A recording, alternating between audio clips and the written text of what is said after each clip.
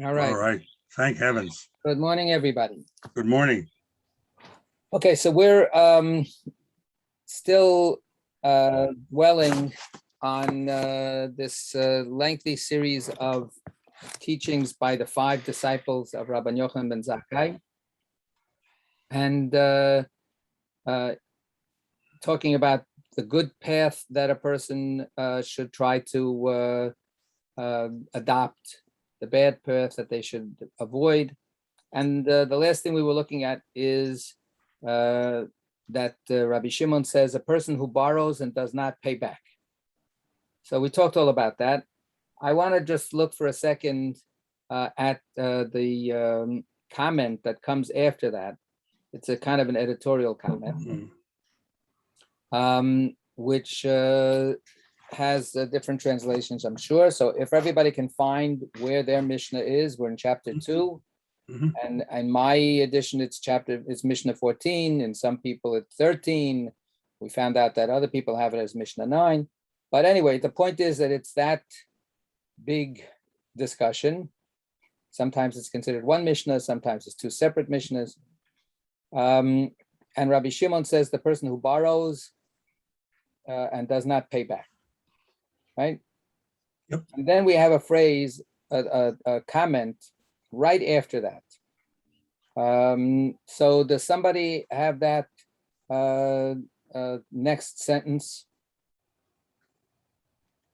Okay, Geraldine, what do you got? If I'm in the right place, it says, I prefer the answer of Elazar ben No, Arad. right before that, go to Rabbi Shimon says. Rabbi Shimon said, one who borrows and does not repay, for borrowing from a person is like borrowing from God, as it is said, the wicked borrows and does not repay, but the righteous one deals graciously and gives. That's from Psalm 37. So that's the part that we haven't really looked at. And I just want to invite people to comment on that or to reflect on that a little bit, right?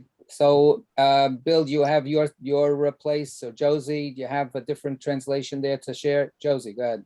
Not very different. Rabbi Shimon, one who steals under the pretext of borrowing. Every borrowing is borrowing from God, as it is said. The wicked one borrows and does not repay, but the righteous one is gracious and gives. So he's actually quoting the same translation. It's probably a JPS translation. Okay, so what do we make of that statement? The person who borrows, and in the more accurate translation is that you say explicitly, person who borrows from a human being is as if they are borrowing from God. So what kind of comments can we make about that? What is that kind of statement saying? Josie. A few years ago, I had to get a small loan from your fund for a big dental bill. And you said to me, will you pay it back? And I said, of course, I'm borrowing. I'm obligated to pay it back. And what I walked away with was the understanding that people may go to that fund and not honor their agreement, either because they can't for financial reasons or they just walk away from it. I was really surprised when you asked me that. Well, I don't remember the circumstances per se, but the fund exists not so much as a lending fund. It depends on what people's circumstances are and what the conditions are that they want to establish themselves. So 99.9% of what happens with that fund is that it's given out, no questions, no expectations of anybody returning it. But sometimes people come and say, I need some money, can I borrow it from you? And I'm assuming that that's what the context was when, the part that you recall happened. If I'm asking somebody, are you going to pay it back? It's because they've couched the situation as a loan rather than as they need a handout or whatever better word we have for that. And sometimes people feel that that's, people have pride. People have a sense of dignity, and people have a sense of moral honesty and probity, where they want to be able to say, if I need somebody's help, I want to be able to reciprocate. I want to be able to pay it back. The problem here, of course, is that we have a person who does this without those kinds of compunctions, and that's what Rabbi Shimon is condemning. A person who doesn't have that kind of sense of, either be honest and say, I can't pay you back, but I'm in dire need, so please help me. That's Or else, if you're going to say, I'm borrowing it, pay it back. So, or try to pay it back. So that's what Rabbi Shimon is coming from. Now, the comment, as I say, it's probably an editorial comment, not necessarily Rabbi Shimon's comment, is to add that extra piece.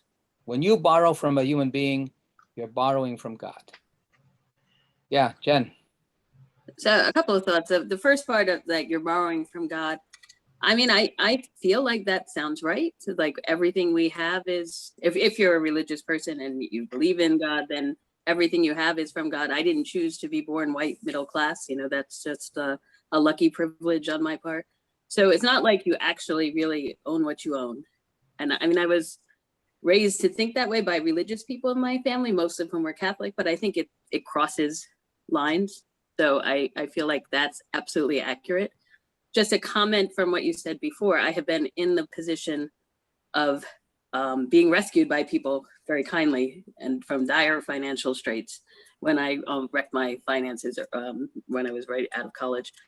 And but I took from that, these are people I can't repay because the money wouldn't mean anything to them. So I can only pay it forward for other people. Now that said, I'm not brilliantly rich and I don't loan anything I can't afford to lose. But what makes me uncomfortable about this is like, yes, on a matter of personal responsibility, you shouldn't be impressing on people, pay back your debts. You're actually borrowing from God. I kind of get that. But on the other hand, I feel like, yeah, but there's got to be some kind of grace there.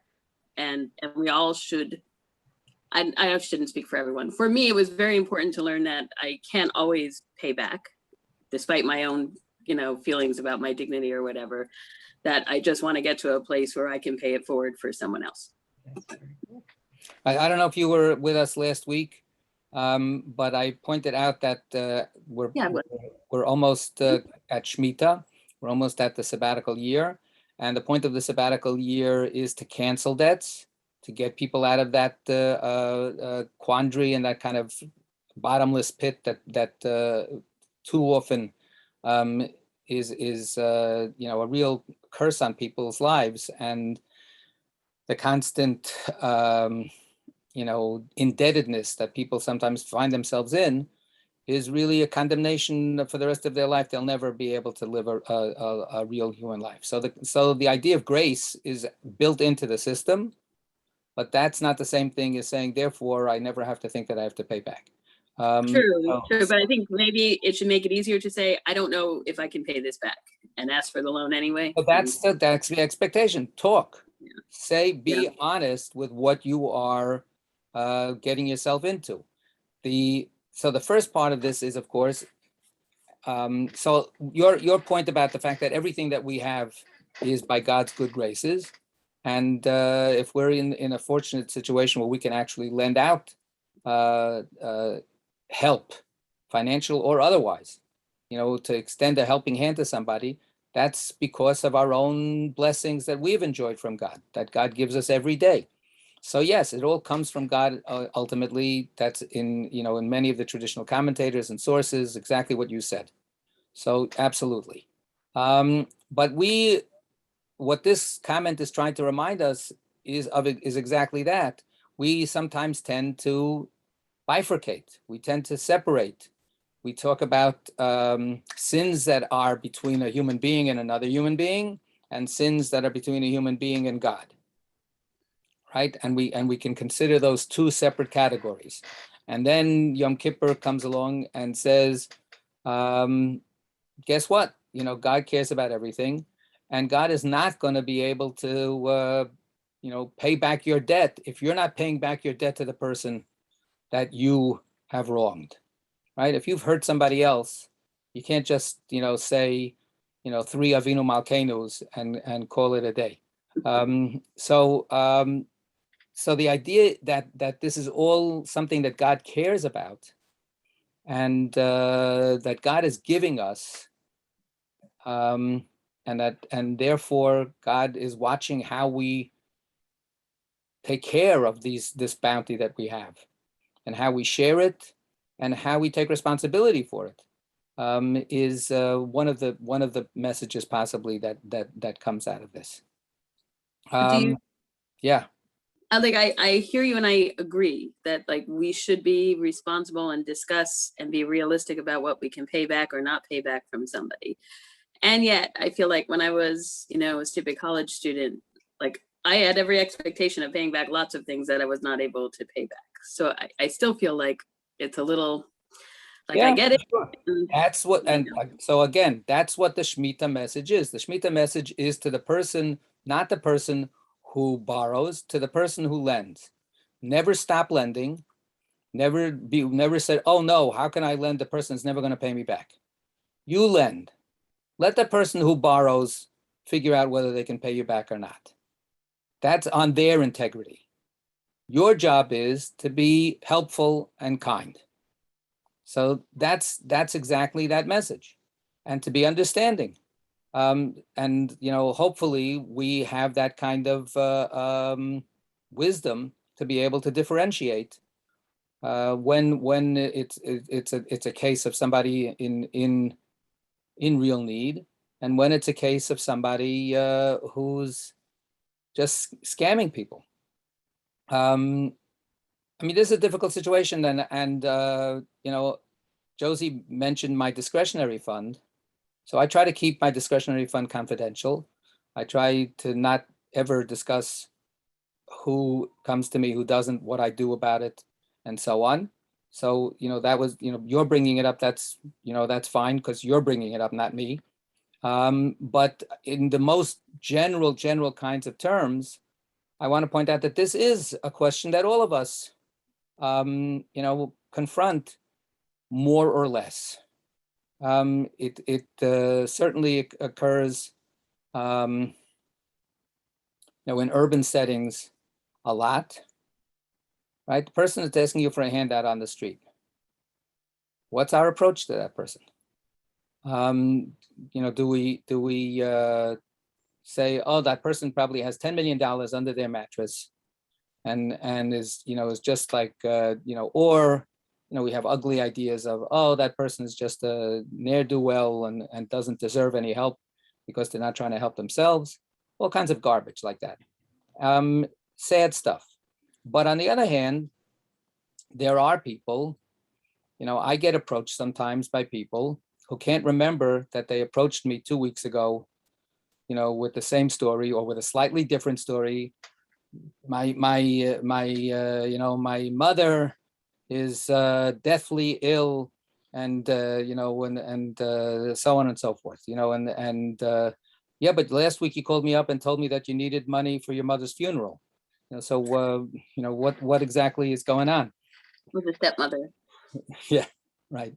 So yeah, Josie. Well, let me finish my thought just for a second.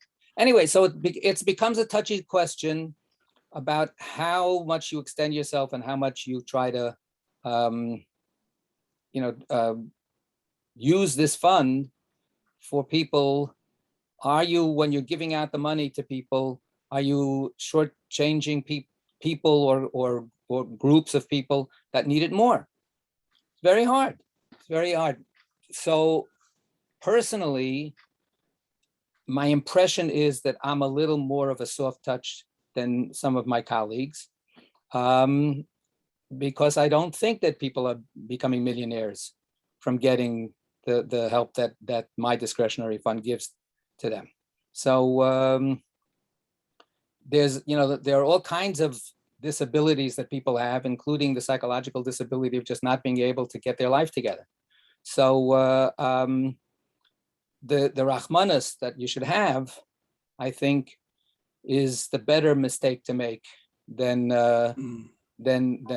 being, absolutely, investigative of every single, show me, give me proof of this and that and the other thing. But it doesn't mean that that's not a question and it's not an issue. Yeah, Josie. Rabbi Shapiro also has a comment. This one steals not only possessions, but loyalty and reputations as well, using you to cause suffering to others. I'm not sure I understand what he's getting at. Yeah, I'm not quite sure. That sounds very, very broad brushy. I'm not quite sure. It would be great if you could give an example of that. Yeah, he doesn't. Bill have that? Bill, do you understand it? No, I hadn't read, usually I read the notes. I had not read that one, but as I'm looking at it now, I can understand stealing loyalty and reputation. That's as valuable as money, but I don't understand what this sentence is saying. I just, he obviously had something in mind, but it's over my head. I can't get it. So I don't know what he has in mind exactly, but this whole issue brings up a very tragic story that I know a little bit about, not all the details. There was a really great cantor, considered, I think, in his day, the greatest cantor around. Whether he was or not is obviously a matter of individual judgment. His name was Yosler Rosenblatt. Oh yeah. Right. So he was called the Jewish Rousseau, and he had a phenomenal voice. He was super popular,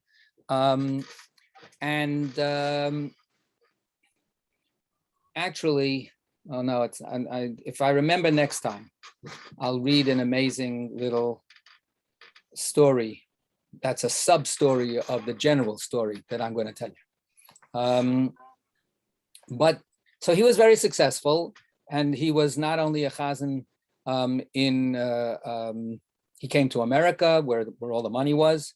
He was a very successful chazan in some big shuls, and he was also a concert artist. He would be the chazan in his shul once a month for Shabbos Mevorchim when they make the special blessing for the new month. And then he would go and be a guest chazan for Shabbos in different places. He was a very, very, very pious, observant Jew. He refused an opera contract with the Chicago Lyric Opera because they wanted him to perform on Shabbos, and he felt that wasn't what he wanted to do with his Shabbos. So he just said, no, thank you. But he had, like every successful person, he had a lot of people then who sort of like, were around in his circle.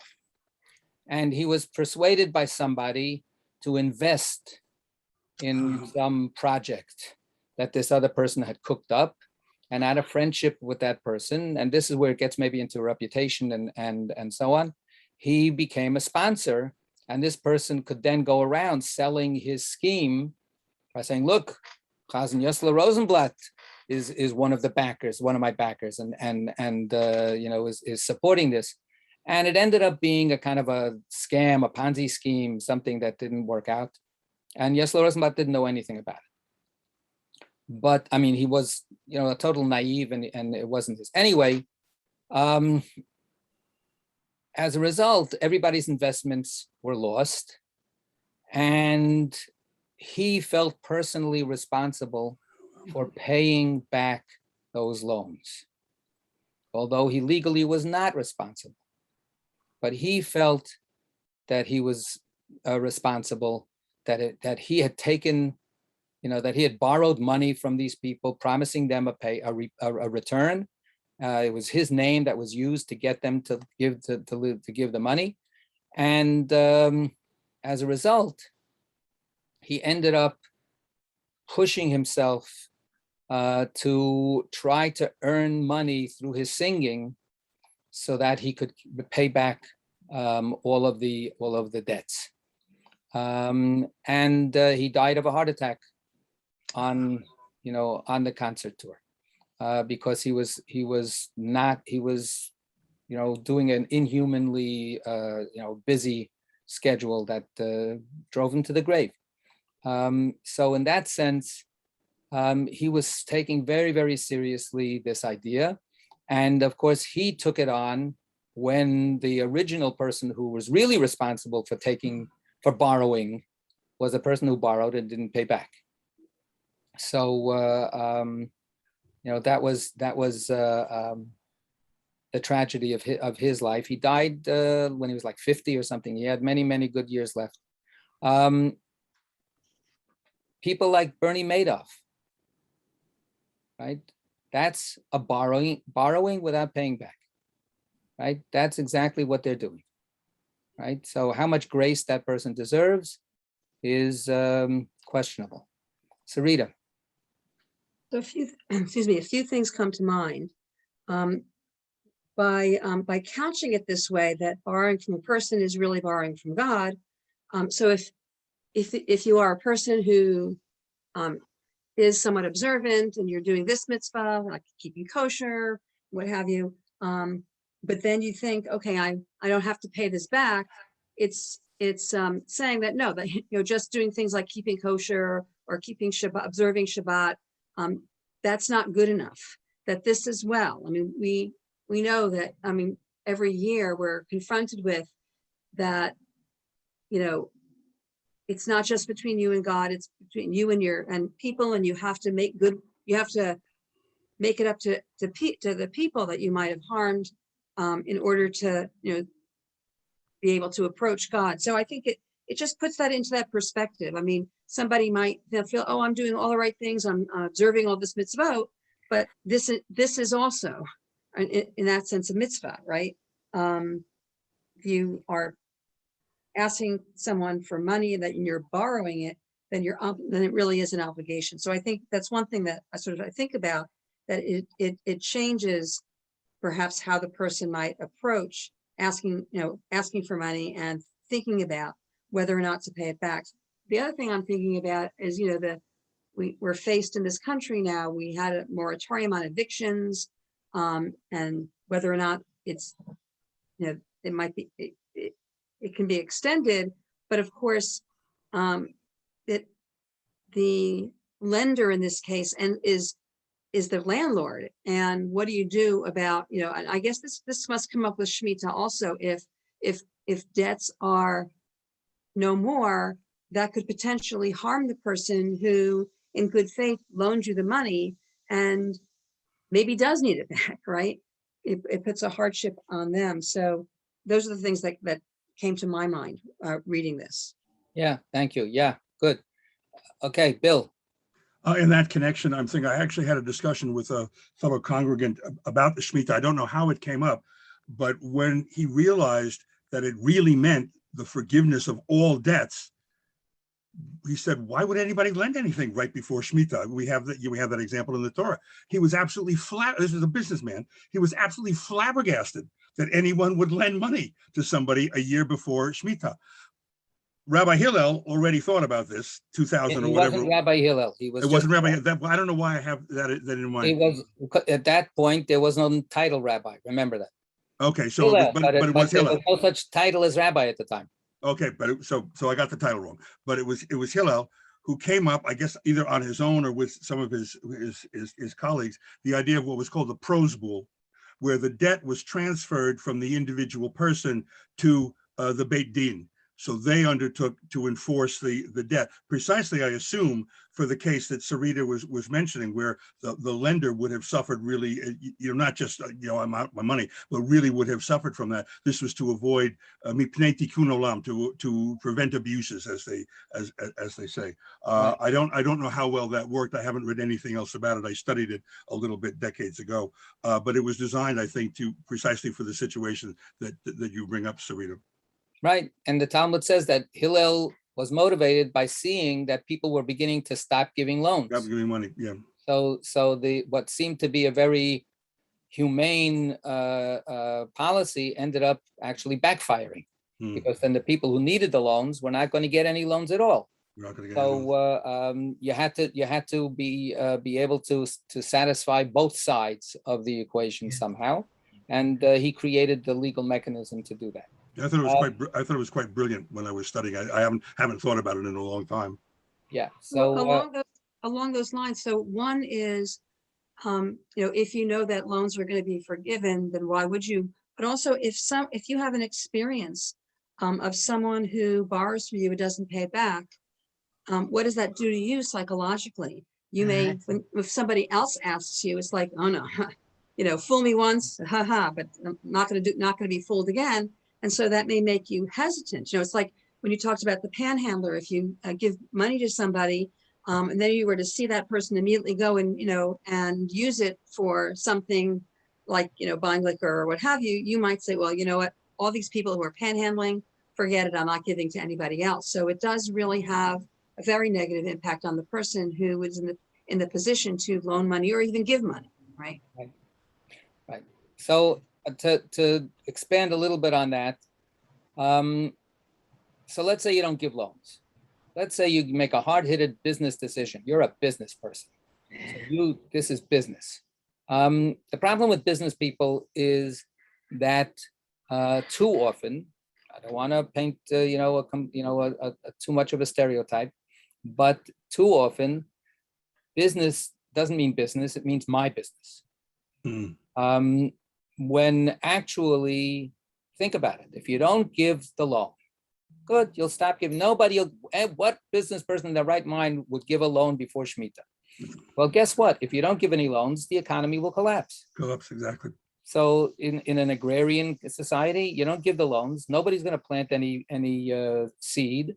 And guess what? You won't have anything to eat next year or the year after. So the interconnectedness that is just plain a fact is too often not understood to apply to my business decisions.